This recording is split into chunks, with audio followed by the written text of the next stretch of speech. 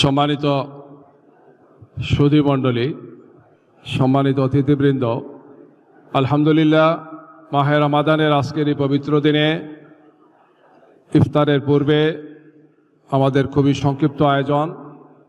এ পর্যায়ে আমি শুভেচ্ছা বক্তব্য রাখার জন্য অনুরোধ জানাচ্ছি বাংলাদেশ সরকারের সম্মানিত প্রধানমন্ত্রী, বাংলাদেশ জাতীয়তাবাদী দল বিএনপি এর সম্মানিত চেয়ারপারসন জনাব তারেক রহমান এমপি। এ পর্যায়ে আজকের অনুষ্ঠানে শুভেচ্ছা বক্তব্য রাখছেন বাংলাদেশ সরকারের সম্মানিত প্রধানমন্ত্রী জনাব তারেক রহমান এমপি।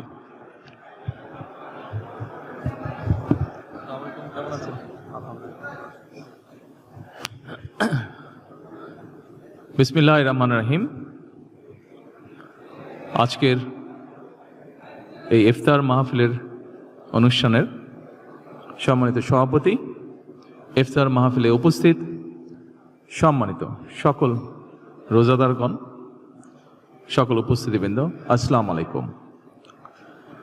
প্রথমে আমি বাংলাদেশ জামাতে ইসলাম এবং তার নেতৃবৃন্দকে আন্তরিকভাবে ধন্যবাদ জানাচ্ছি। আজকে আমাকে, আমার সাথে আমার নেতৃবৃন্দকে এবং আমার সাথে আমার সফর সঙ্গীবৃন্দকে এই ইফতার মাহফিলে দাওয়াত দেওয়ার জন্য। সম্মানিত সকল নেতৃবৃন্দ, উপস্থিতিবৃন্দ, আজকে এখানে শুধু আমি নই, এখানে শুধু বাংলাদেশ জামাতে ইসলামের নেতৃবৃন্দ বা কর্মীবৃন্দই নয়, আমাদের বাইরেও এখানে অন্যান্য আরও রাজনৈতিক দলের নেতৃবৃন্দ আছেন। এখানে আরও অন্যান্য সমাজের অন্যান্য বিভিন্ন স্তরের বিভিন্ন সম্মানিত ব্যক্তিবর্গ উপস্থিত আছেন আজকের এই ইফতার মাহফিলে। আজকে আমরা একটি গুরুত্বপূর্ণ সময় সকলে এখানে একত্রিত হয়েছি। দেশের একটি গুরুত্বপূর্ণ সময়। কিছুদিন আগে দেশে নির্বাচন হয়েছে। এই নির্বাচনের মাধ্যমে গণতন্ত্রের যাত্রা শুরু হয়েছে। যে গণতন্ত্রের জন্য বাংলাদেশের মানুষ প্রায় এক যুগেরও বেশি সময় ধরে অকাতরে জীবন দিয়েছে, বিভিন্ন অত্যাচার, নির্যাতন, গুম, খুনের শিকার হয়েছে। এত ত্যাগের বিনিময়ে আমরা আজকের এই গণতন্ত্রের যাত্রা, যেটি সূচনা হচ্ছে বা হয়েছে নির্বাচনের মাধ্যমে, সেটির সুযোগ পেয়েছি। এই ত্যাগের মাধ্যমে, এই আত্মত্যাগের মাধ্যমে হাজারো মানুষের অত্যাচার, লক্ষ মানুষের নির্যাতনের মাধ্যমে আমরা আমাদের বাক, ব্যক্তি স্বাধীনতা, গণতান্ত্রিক অধিকার চর্চার সুযোগ আমরা ফিরে পেয়েছি। সেজন্যই প্রথমেই আসুন আমরা আল্লাহর দরবারে শুকরিয়া আদায় করি। সম্মানিত উপস্থিতিবৃন্দ, বাংলাদেশের মানুষ আজকে অনেক প্রত্যাশা নিয়ে, অনেক আকাঙ্ক্ষা নিয়ে, অনেক আশা নিয়ে আমাদের সকলের দিকে তাকিয়ে আছে, বিশেষ করে রাজনৈতিক দলগুলোর দিকে তাকিয়ে আছে। আজকে আমাদের এই ইফতার মাহফিলে আসুন আমরা আল্লাহর নামে শপথ গ্রহণ করি যে আমাদের আগামী দিনের কাজগুলো হবে এই দেশের মানুষের ভাগ্য পরিবর্তনের জন্য। আসুন আমরা আল্লাহর দরবারে সেই রহমত চাই যার মাধ্যমে আল্লাহ আমাদেরকে এই দেশের মানুষের ভাগ্য পরিবর্তনের জন্য, এই দেশের ভাগ্য পরিবর্তনের কাজ করার তৌফিক আমাদেরকে আল্লাহ তাআলা দিবেন। পরিশেষে আমি আবারও বাংলাদেশ জামাতে ইসলাম এবং জামাতে ইসলাম নায়েবে আমির শফিক সাহেব সহ সকল নেতৃবৃন্দকে আন্তরিক ধন্যবাদ জানাচ্ছি আজকে এখানে আমাদেরকে দাওয়াত দেওয়ার জন্য। আসসালামু আলাইকুম।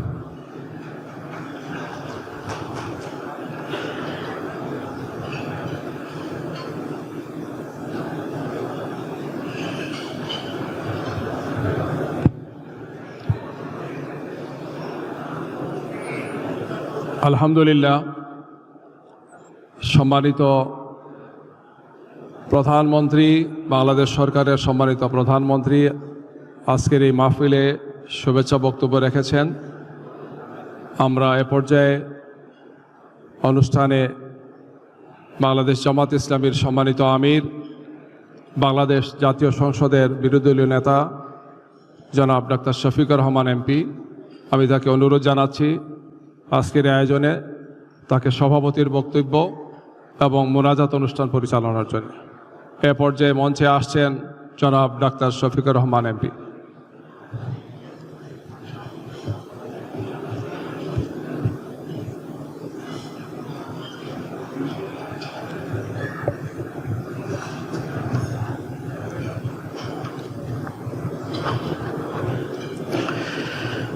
আসসালামু আলাইকুম ওয়া রাহমাতুল্লাহ। আলহামদুলিল্লাহ রাব্বিল আলামিন ওয়াসসালাতু ওয়াসসালামু আলা রাসূলিহিল কারীম ওয়া আলা আলিহি ওয়া সাহবিহি ওয়া আহলি বাইতি আজমাইন। বাংলাদেশ জামাত ইসলামের পক্ষ থেকে পবিত্র রমাদান আল কারিমে আয়োজিত আজকের ইফতার মাহফিলে উপস্থিত বাংলাদেশ সরকারের সম্মানিত প্রধানমন্ত্রী, বাংলাদেশ জাতীয়তাবাদী দলের সম্মানিত চেয়ারম্যান জনাব তারেক রহমান, উপস্থিত বাংলাদেশ জামাত ইসলামী, বিএনপি, অন্যান্য সংগঠন সমূহের সম্মানিত শীর্ষ নেতৃবৃন্দ, আজকের এই আয়োজনে আমাদের সাথে সামিল হয়েছেন সমাজের বিভিন্ন শ্রেণী পেশার শীর্ষস্থানীয় সম্মানিত নেতৃবৃন্দ এবং ব্যক্তিবর্গ, সাংবাদিক বন্ধুগণ, সুধীমণ্ডলী। আমি প্রথমেই আমার পক্ষ থেকে আপনাদের প্রতি গভীর কৃতজ্ঞতা জ্ঞাপন করছি যে আপনারা আমাদের দাওয়াত কবুল করে কষ্ট করে আজকে এখানে হাজির হয়েছেন। আল্লাহ তাআলা আপনাদের এই কষ্টের উত্তম জাযা আপনাদের সকলকে দান করুন। আজকের এই দিনটা আমাদের কাছে দুইটি দিক থেকে অত্যন্ত তাৎপর্যপূর্ণ। দীর্ঘ ফ্যাসিবাদী শাসনের পর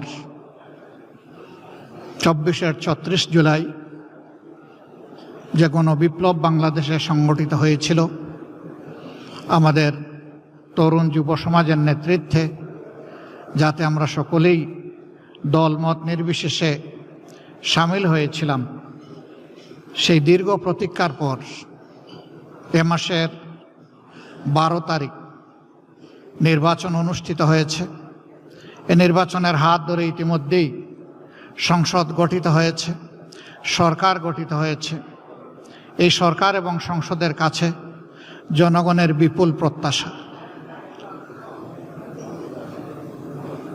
আমার মনে হচ্ছে যে গত 18-19 বছর এমন একটি দিনের অপেক্ষায় সকলে ছিলেন। এরই প্রেক্ষাপটে আজকের ইফতার মাহফিল আমাদের কাছে ভিন্ন বার্তা এবং আবেদন নিয়ে হাজির হয়েছে। দ্বিতীয় আরেকটি কারণে এই দিনটি আমাদের কাছে অত্যন্ত গুরুত্বপূর্ণ। শুধু এদেশের মানুষ নয়, বিশ্বের কোটি কোটি মানুষের একজন নন্দিত ভালোবাসার মানুষ ছিলেন, কোরআনের ভাষ্যকার ছিলেন, বিশ্বনন্দিত মুফাসসিরে কোরআন ছিলেন আল্লামা দিলাওয়ার হোসেন সাঈদী। 2013 সালের এই দিনটি এই জাতির জন্য আমি মনে করি একটি কালো দিন ছিল। এই ধরনের কোরআনের একজন সেবককে, ভাষ্যকারকে সেদিন একটি পারভার্টেড কোর্ট তাকে মৃত্যুদণ্ডে দণ্ডিত করেছিল। তার প্রতিবাদে শুধু আমাদের দলীয় কর্মীরা নয়, সারা দেশের মানুষ বিক্ষোভে ফেটে পড়েছিল। মানুষের এই স্বতঃস্ফূর্ত প্রতিবাদকে দমন করার জন্য সরকার অস্ত্রের ভাষা খুঁজে নিয়েছিল এবং একদিনেই 70 জন মানুষকে খুন করেছিল। এরপরে এক সপ্তাহের ভিতরে সর্বমোট 164 জনকে খুন করা হয়েছিল। আমি জানি না বিশ্বের ইতিহাসে দ্বিতীয় এমন কোনো নজির আছে কিনা। আজকের এই দিনে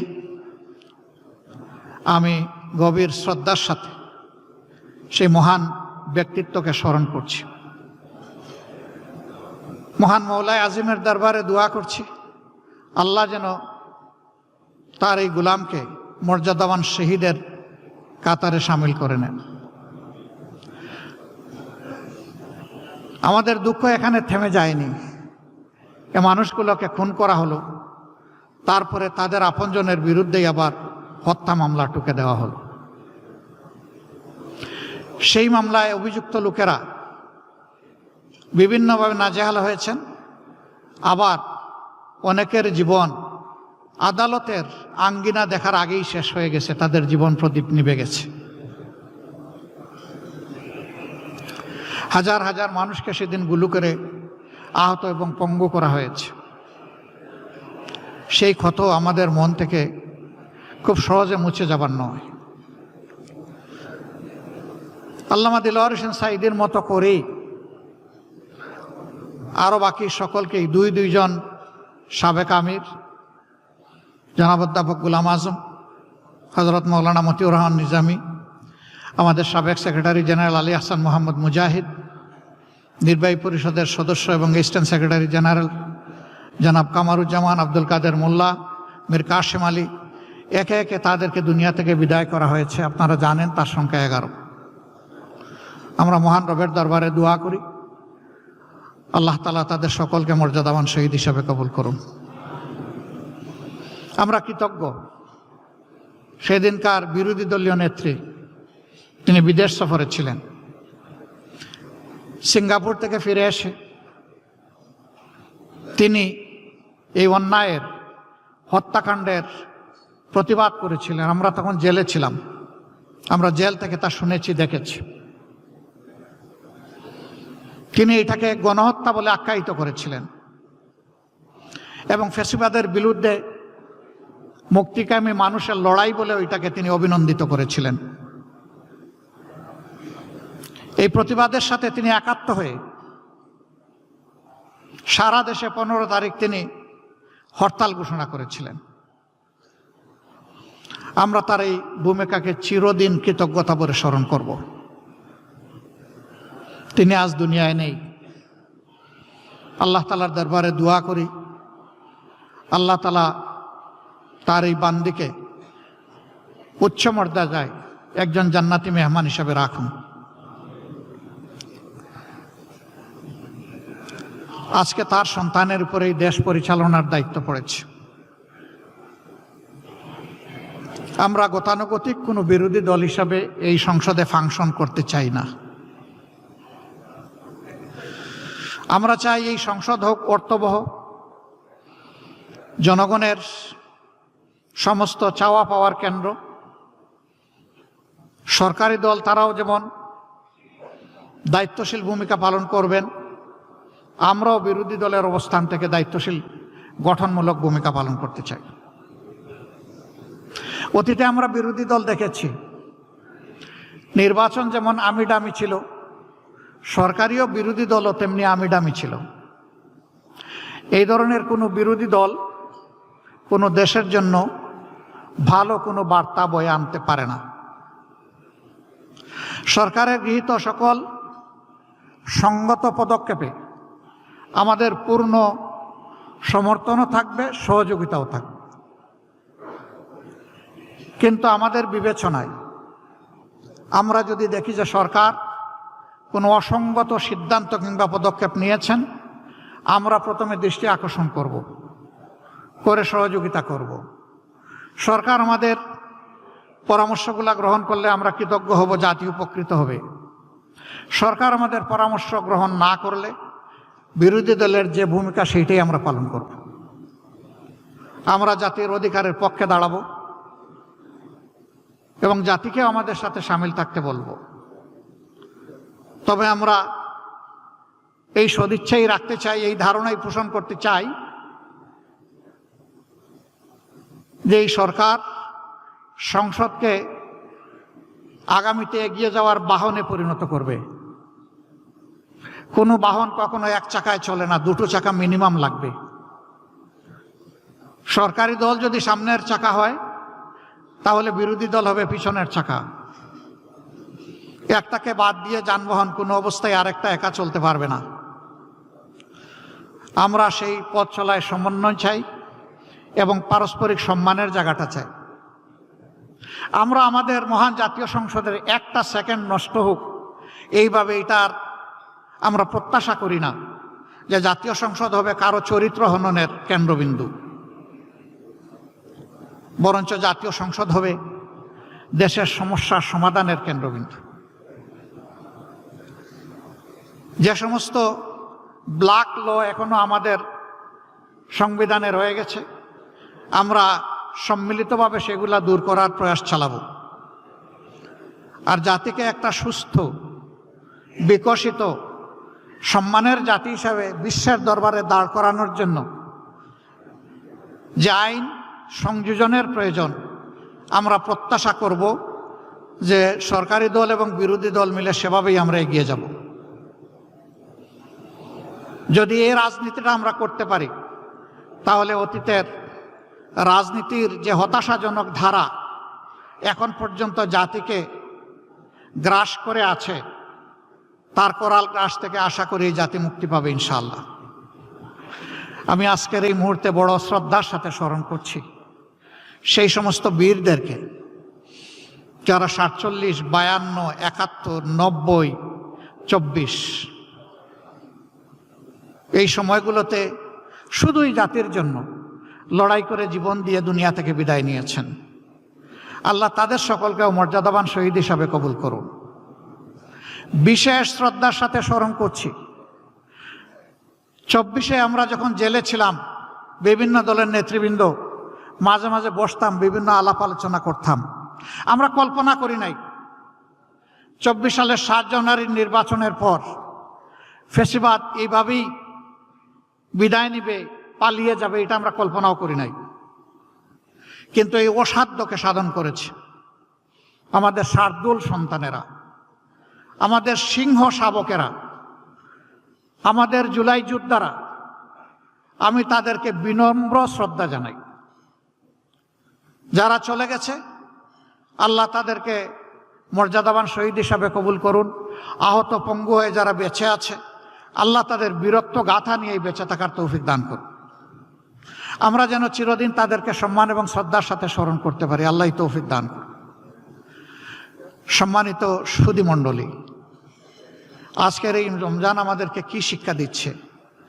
এ সিঙ্গেল লেসন আল্লাহ তাআলা আমাদের জন্য এই রমজানে পাঠিয়েছেন। মহান আল্লাহ তাআলার ভাষায়, ইয়া আইয়ুহাল্লাযীনা আমানু কুতিবা আলাইকুমুস সিয়ামু কামা কুতিবা আলাল্লাযীনা মিন ক্বাবলিকুম লাআল্লাকুম তাত্তাকুন।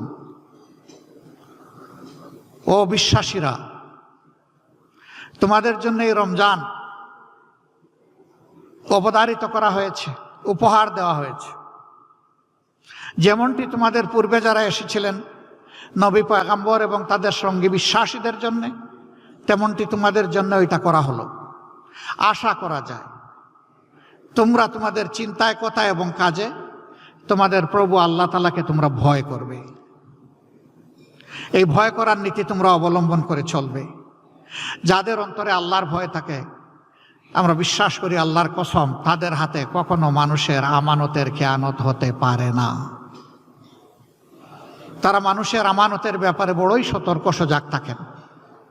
আল্লাহ তাআলা আমাদের সকলকে যেন আল্লাহ তাআলার সৃষ্টির সেই আমানতের পবিত্র হেফাজত করার তৌফিক আল্লাহ আমাদেরকে দান করেন। আপনাদের সকলকে আমি আরেকবার অন্তরের অন্তঃস্থল থেকে গভীর কৃতজ্ঞতা, ধন্যবাদ জানিয়ে এই রমজানের শিক্ষাকে বুকে ধারণ করার তৌফিক মহান মাবুদের দরবারে কামনা করে, যারা এখানে উপস্থিত হয়েছেন তাদের সকলের জীবনের সুস্থতা, দীর্ঘ হায়াত এবং জীবনের সফলতা কামনা করে আমার বক্তব্য এখানেই শেষ করছি। এবার আমি বিনয়ের সাথে অনুরোধ করব, আরেক মজলুম একই সাথে জেলে গেছেন, বারবার জেল জরিমানার মুখোমুখি হয়েছেন, বিশিষ্ট আলেমে দ্বীন, বাংলাদেশ খেলাফত মজলিসের সম্মানিত আমির আল্লামা মামুনুল হক, তিনি এখানে এসে আমাদের সকলকে সাথে নিয়ে আল্লাহর দরবারে হাত তুলবেন, মোনাজাত করবেন। সবাইকে ধন্যবাদ। আসসালামু আলাইকুম ওয়া রাহমাতুল্লাহ।